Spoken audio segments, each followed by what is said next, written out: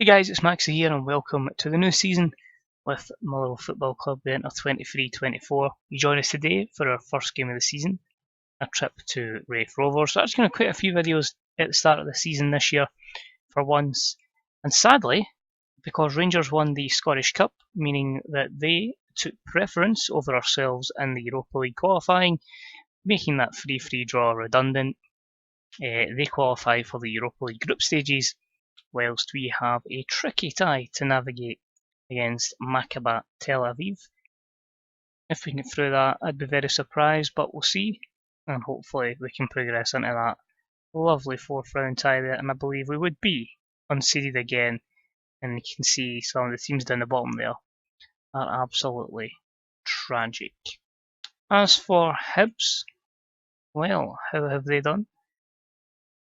Let's have a wee look. They have AZ Alkmaar, and they would still then have to go ahead, potentially taking on the likes of Shakhtar and Marseille, just to name two. So pretty difficult for Hibs. But if they can get through against AZ, it would be amazing. If we can get through, it would be fantastic as well. So this is our opening game of the season. Normally I'd round up the full transfers around the league. I'm going to wait until the actual end of the transfer window. So half my signings, I'm just going to confirm who else has come in. And I'm glad to say we knew about pretty much all of them, apart from Max Broughton. He came in for 195 grand from Bolton. I just felt like I wanted a ball-playing defender. It's someone I could trust from my time at Larne. So he comes in. I think he's got great potential, and he certainly was able to play in the system that I want to play. And I needed some extra bodies, needed to not spend any wages. So Gregor's Kubiak is in on loan from Mainz. Pretty good potential. He's really just to play understudy to. I have to remember my goalkeeper now. I've completely forgot. Ion Pop, that's why. We've also brought in Sulman Mustafa, just another striker. He gives us another body up top.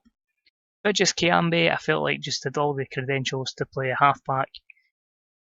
Can equally play centre mid and centre back as well. I just feel he's just someone there that can really offer us a good bit of versatility.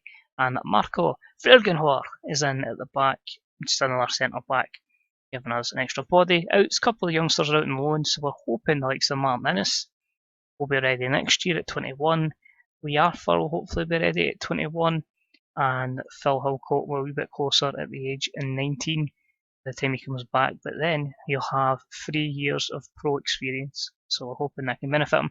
Other person to leave was Martin Boyle, who has left to join St Johnstone, because got Cadden, got Ginelli, other options, and I just felt like it was time to let him move on. Only featured him 12 times, scoring twice and assisting twice, but just not to be. So it was an interesting end of the season. I will add as well, Greg Taylor was second in Player of the Year, Ian Brophy won Golden Boot, and Hamilton get relegated in the playoffs as well, so that was nice. Dundee United are up. So it is Ayr and Dundee United replacing Inverness and Hamilton, meaning that Kilmarnock stay in the second tier. But we are on league duty here, as I say, trying to really get a few players up to fitness as well, getting ready for that game in midweek. So that's why Taylor will probably play about 50-60 minutes. Kent will probably get some game time, and we'll see which other subs we can bring on pending. There is a lot of the guys that are starting have got 100% fitness. Others, I don't know what Keith Lasley's been doing in pre-season, but he's certainly not given the minutes. Grant Johnson, I'm going to drop down to the reserves for just now, just really to give him game time effectively, rather than just being wasted in our squad. As I say, we'll try to punt Curtis Main as well, because there's no point in him being here. So we crack on. It's a 4-5-1, I'd say. It remains anyway. Pop, Clark, Broughton, Porteous, Taylor Campbell, Cadden, Farquhar, Turnbull, Middleton, and Brophy is your starting lineup. I'm just looking at the values as well. If somebody could please bid for either Clark, Turnbull, or Cadden, would be in the money, but not to be. Here it is, opening day. Raith versus Motherwell. 2 wins and a draw so far for us in this one. Interesting to see if we can make it 3 wins against the team from Kirkcaldy. We do have the better rating against them. Better odds as well, sorry. And Kiambe needs to get number 20 shot. So a few changed squad numbers as well, just as it happens to be. But hopefully a good result.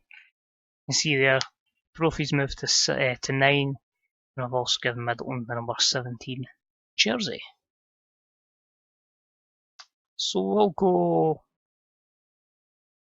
and give the fans their money's worth, and hopefully give ourselves a good start, because we need a good start. We need to try and continue on in third place, because you never know, or even push to second, because say Celtic do well in Europe, Rangers do well in the Europa League, we maybe do well. You never know, they might end up with a second Champions League spot. It's unlikely, but you never know. Anyway, David Turnbull to the box, he's at the bar, away there by Holiday. So some interesting players in there that I've seen before. Tom McIntyre at the back, got Lewis Spence in there, Andrew Irving, Kevin Nisbet still there, and a bit of pace and trickery up front with Andy Dallas as well. I've certainly seen a few people talk about that boy at left back as well, that Airport I think it is. So somebody had signed him and basically took him up a lot of leagues. But here's Dallas in behind, and thankfully the high line doesn't see. You can see Ekrepont. Apparently is really good. For the lower levels anyway.